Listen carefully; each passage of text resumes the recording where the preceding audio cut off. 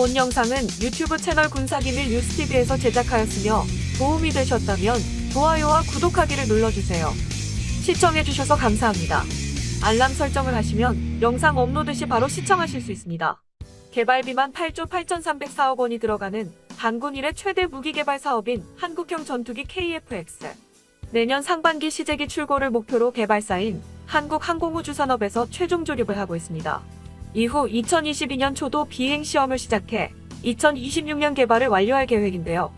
미국 등의 도움을 받긴 했지만 우리의 독자적 기술이 상당 부분 반영된 메이드 인 코리아 4.5세대 전투기가 탄생하는 겁니다. KF-X는 전투기의 눈 AESA 레이더를 비롯해 수준 높은 기술들을 국내 개발했다는 점에서 의미가 있습니다. AESA 레이더는 천여 개의 송수신 모듈이 독립적으로 작동해 공중과 해상, 지상 표적들을 동시에 탐지하고 추적하는 기술입니다. 최근 4년 만에 하드웨어 개발을 마쳤고 소프트웨어 개발과 체계 통합이 남은 과제입니다. 앞서 미국은 F-35 수십여 대를 팔면서 주기로 약속했던 AESA 레이더, 적외선 탐색과 추적 장비, 전자광학 표적 추적 장비, 전자파방해 장비 등 KF-X 4개 핵심 기술 이전을 거부했는데요. AESA 레이더에 이어 나머지 3개 기술도 국내 개발이 진행되고 있습니다. 전투기에 탑재되는 무장도 잇따라 태극마크를 달 준비를 하고 있습니다. KF-X 무장에서 가장 중요한 것은 공중에서 공중으로 쏘는 공대공 미사일입니다. 공대공 미사일은 단거리는 독일 IRIS-T, 중거리는 유럽 METEOR가 채택됐습니다. 중거리 공대공 미사일로 정해진 유럽 MBDA사의 METEOR는 초음속 비행에 효율적인 램제트 엔진의 일종인 덕티드 로켓을 채용했습니다. 또 충돌 근접 신관을 탑재하고 있으며 파편 폭발형 탄두를 장착하는 등 고성능을 갖추고 있습니다. METEOR가 탑재되면 한국은 아시아 최초의 METEOR 운용 국가가 되는 만큼 기대를 모으고 있습니다. 하지만 단거리 공대공 미사일로 독일 듀이사의 IRIS-T를 채택한 데 대해 아쉽다는 지적이 많습니다. IRIS-T는 사거리가 25km로 미국 AIM-9X 사이드와인더, MBDA 아스람 미사일에 비해 사거리가 대폭 짧습니다. 이런 가운데 우리 군은 단거리 공대공 미사일로 독일 듀이사의 IRIS-T는 초도 물량만 직도입하고 이후 물량은 국산화하기로 방침을 정한 것으로 알려졌습니다. 복수의 군 소식통에 따르면 최근 군은 IRIS-T를 초도 물량 40기만 사용하고 이후 물량은 국산화하기로 소요 제기를 진행하고 있는 것으로 파악됐습니다. 방위산업계 관계자는 소요 승인에 이어 방위사업추진위원회 등 절차를 거쳐 국내 개발이 확정되면 국방과학연구소와 탄개발업체, 세계통합업체 등이 컨소시엄을 이루는 형태로 추진이 될 것으로 예상된다 고 설명했습니다. 이에 대비해 방위산업계는 이미 단거리 공대공 미사일 개발에 착수했는데요. 방위산업계에 따르면 한화는 최근 한 해외 방산기업과 손잡고 단거리 공대공 미사일 개발을 위한 기술 협력에 들어간 것으로 확인됐습니다. 아직 개발 초기 단계지만 타격의 정밀성을 강화하고 유효 사거리를 확대하는 데 기술 개발에 초점을 맞출 것으로 알려졌습니다. KF-X 개발 관계자는 2에서 3년마다 화약 제반 부품을 새로 넣어야 하는데 무장을 해외에서 수입할 경우 운영 유지비가 기하급수적으로 증가한다. 무장 국산화는 비용 감축 면에서도 중요한 의미를 가진다 고 설명했습니다.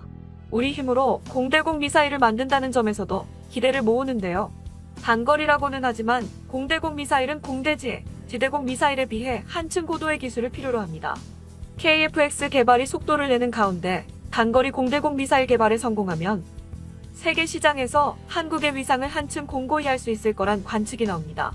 본 영상은 유튜브 채널 군사기밀 뉴스TV에서 제작, 미국과 거부, 직접 만들어 KF-X 반도체 강국 본때, 우리 군 당국이 추진하고 있는 한국형 차세대 전투기 KF-X 사업의 핵심 기술 중 하나입니다. AESA 레이더는 1000개의 송수신 모듈이 각각 독립적으로 작동해 잠자리의 혼눈처럼 적을 탐지, 추적하는 역할을 합니다. 공중전의 역량을 좌우하는 핵심 기술이라 할 수 있는데요.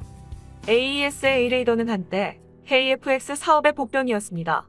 당초 우리 군은 KF-X 사업을 본격적으로 추진하면서 미국으로부터 해당 기술을 이전받을 계획이었습니다. 하지만 미국 정부가 기술 이전을 허가해주지 않았고 고육지책으로 국산화를 택했습니다. 감산 선진국들은 한국이 고난이도 기술인 AESA 레이더를 개발하지 못할 것으로 내다봤지만 우려와 달리 단기간 국산화에 성공했습니다. 지난해 8월 한화시스템은 AESA 레이더 시제품 하드웨어 개발에 성공해 전투기 조립을 맡고 있는 KAI 한국항공우주산업에 납품했고 현재 AESA 레이더 소프트웨어 개발을 진행하고 있습니다. 하지만 일각에서는 하나 시스템에 AESA 레이더를 두고도 진짜 토종이 아니라는 지적이 나왔습니다. AESA 레이더에 들어가는 핵심 반도체 통신 부품을 해외에서 수입한다는 것이었습니다. AESA 레이더에 들어가는 부품을 살펴보면 반도체 집적회로 MMIC, 간 등이 있는데 해외에 의존하고 있는 게 사실입니다. 반도체 집적회로는 질화갈륨간을 소재로 만들어지는데 간은 기존 실리콘 소재나 갈륨 비소 소재보다 견딜 수 있는 전압이 최대 3배나 높고 전력밀도 역시 노파 통신 시스템 소형화와 고효율화에 유리하다는 특징이 있습니다. 이런 가운데 최근 우리 군과 정부가 이러한 간반도체 MMIC를 국산화한다는 계획을 발표해 주목됩니다. 앞서 정부는 일본의 수출 규제를 계기로 집중 육성에 나선 소재 부품 장비 산업의 도약을 위해 소부장 2.0 전략을 마련한 바 있는데 그 후속 사업으로 X밴드 간반도체 MMIC 개발을 방산 분야 소재 부품 기술 개발 사업의 후보 과제로 선정한 겁니다. 특히 해당 부품은 향후 민간 사업으로도 확대가 가능합니다. 5G 통신 장비에도 활용할 수 있는 고부가 가치의 핵심 기술이기 때문입니다.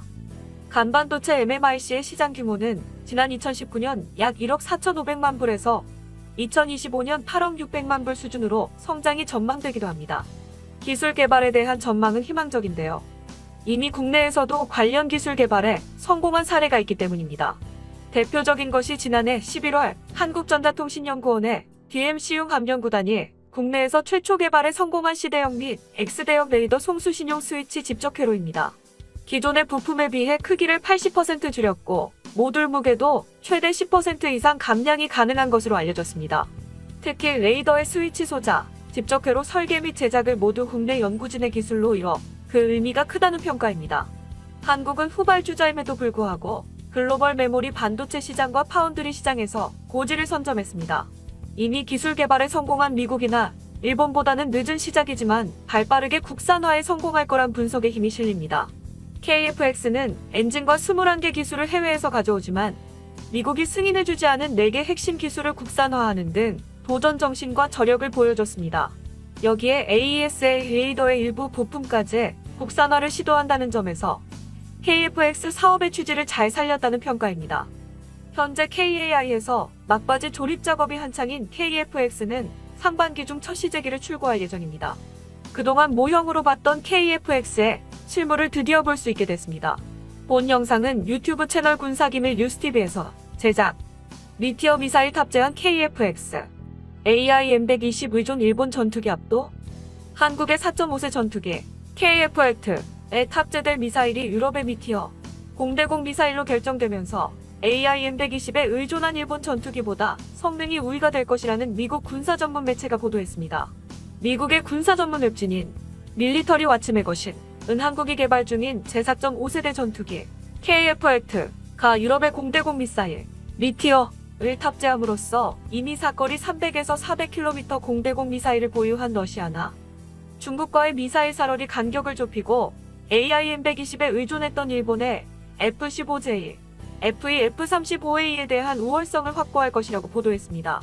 특히 한국은 최신형 전투기 숫자 F-15, F-35 2배에서 일본에 뒤떨어진다면서 한국이 장거리 미사일인 미티아 보유함으로 인해 일본의 우위성에 대항할 수 있는 몇 안 되는 전투기를 갖게 됐다고 전했습니다.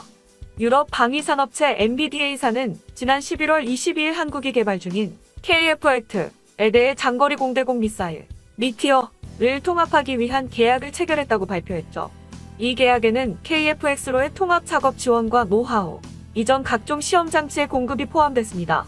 보도에 따르면 MBDA사가 개발한 장거리 공대공 미사일 미티어는 기본적으로 유럽제 레이더에만 통합을 허용했고 실제로 한국보다 먼저 미티어 통합을 희망한 인도에는 통합을 허가해주지 않았다면서 인도는 국산 전투기 테자즈의 미티어 탑재를 희망했으나 탑재 레이더의 유럽산이 아니라 이스라엘 레이더를 채용했기 때문에 MBDA사는 테자즈와 미티어의 통합을 허가하지 않고 결국 이스라엘제 공대공 미사일을 채용하게 되었다고 전했죠.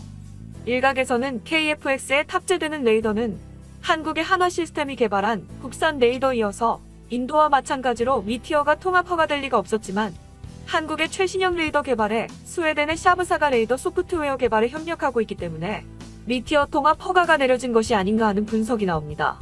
한국의 KF-X는 당초 미국 AIM-120이나 AIM-9를 탑재할 예정이었으나 KF-X로 통합하기 위한 무기 데이터 공개를 미국이 거부하자 AIM-120 대신 미티어를 AIM-9 대신 IRIS-T를 탑재하게 된 것이다. 여기서 미티어는 사거리 최대 300km의 장거리 공대공 미사일이고 IRIS-T는 사거리 35km의 열추적 공대공 단거리 미사일입니다. 미국의 밀리터리 왓츠 매거신은 한국의 KF-X가 AIM-120보다 3배 가까운 사거리를 가진다 면서 KF-X가 미티어 공대공 미사일 보유에 성공한 것에 대해서 비유럽산 전투기에 통합된 최초의 전투기가 됐다고 전했습니다. 다만 일부 전문가들은 일본이 영국과 현재 미티어의 업그레이드 모델인 공대공 미사일 AA4 빌리온의 액티브 레이더 호밍 시커를 탑재한 신형 공대 미사일을 공동 개발 중이며 2023년도에 탑재할 예정이라고 발표하고 있어 일본도 차세대 전투기에 미티어를 탑재할 전망입니다. 전문가들은 한국이 KF-X 4.5세대, 5세대, 6세대 전투기 개발을 중단 없이 한 단계 업그레이드 해야 하고 더불어 국산 미사일을 개발에 박차를 가해야 한다고 입을 모은다. 이들은 특히 개발도 중요하지만 유럽과 미국, 이스라엘 방위산업업체와 긴밀히 공동 개발에 참여해 미사일 핵심 기술을 하나둘씩 전수받아야 한다고 강조한다. 본 영상은 유튜브 채널 군사기밀 뉴스TV에서 제작하였으며 도움이 되셨다면 좋아요와 구독하기를 눌러주세요. 시청해주셔서 감사합니다. 알람 설정을 하시면 영상 업로드 시 바로 시청하실 수 있습니다.